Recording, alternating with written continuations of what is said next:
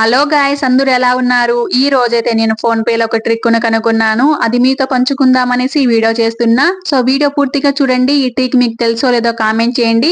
And తెలియకపోతే ఈ trick ను మీరు ఇప్పటికిప్పుడే యూజ్ చేసిన తర్వాత నచ్చితే ఖచ్చితంగా ఈ వీడియోకి ఒక లైక్ ఇవ్వండి. ఇప్పుడైతే ఈ ట్రిక్ ఏంటి అనేది చెప్పేయబోతున్నా. నార్మల్ గా మనకు ఫోన్ పే లో ఎవరైనా తెలియని వాళ్ళు డబ్బులు వేస్తూ ఉంటారు కదా, ఆ నెంబర్ కనుగోవాలనా లేదు అంటే ఎప్పుడైనా మనకు ఆ నెంబర్ అవసరం వచ్చి ఫోన్ చేయాలనుకున్నప్పుడు లాస్ట్ ఇలా 4 నెంబర్లు తప్ప ఫుల్ నెంబర్ అయితే మనకు కనిపించదు అనమాట. సో ఇలా ఫుల్ నెంబర్ మొత్తం చూడాలనేసి ఎన్ని ప్రయత్నాలు చేస్తాం, అక్కడ ఉన్న అన్ని ఆప్షన్స్ ని క్లిక్ చేసినా ఎక్కడ కూడా ఫుల్ నెంబర్ అయితే రాదు.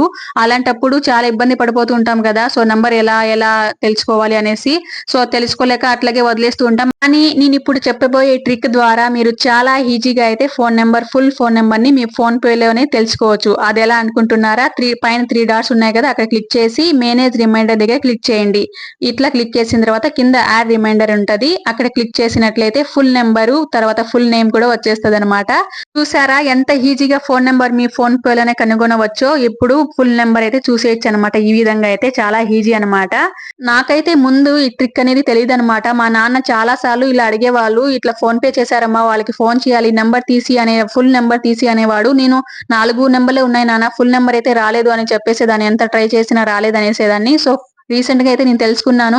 మా నాన్నకి చెప్పాను అనమాట, నేను తెలుసుకున్నాను ఇప్పుడు చెప్పు ఏ నెంబర్ తీసేయాలో అనే దాని అనమాట. సో ఈ విధంగా చాలా ఈజీగా ఉంది. సో మీలో కూడా కొంతమందికి ఇట్లా నెంబర్లు అవసరం వస్తూ ఉంటాయి కదా.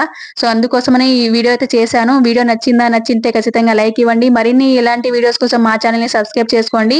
అండ్ చాలా మంది ఇట్లా పేమెంట్ చేసిన తర్వాత స్క్రీన్ షాట్ తీసి వాట్సాప్ లో ఎవరికైనా సెండ్ చేయాలంటే చేస్తుంటారు కదా. అలాంటి అవసరం ఏం లేకుండా ఇక్కడ షేర్ రిసిప్ట్ అని ఉంటది కదా, అక్కడ క్లిక్ చేస్తే చాలు.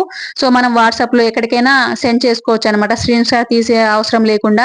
అండ్ ఇక్కడ బ్యాలెన్స్ చెక్ చేసుకోవచ్చు, ఇక్కడే వ్యూ హిస్టరీ చూసుకోవచ్చు, వాళ్ళకి ఎంత డబ్బులు పంపించాము, ఎప్పుడు వాళ్ళు మనకి వేశారు, అట్లా హిస్టరీ కూడా తెలుసుకోవచ్చు.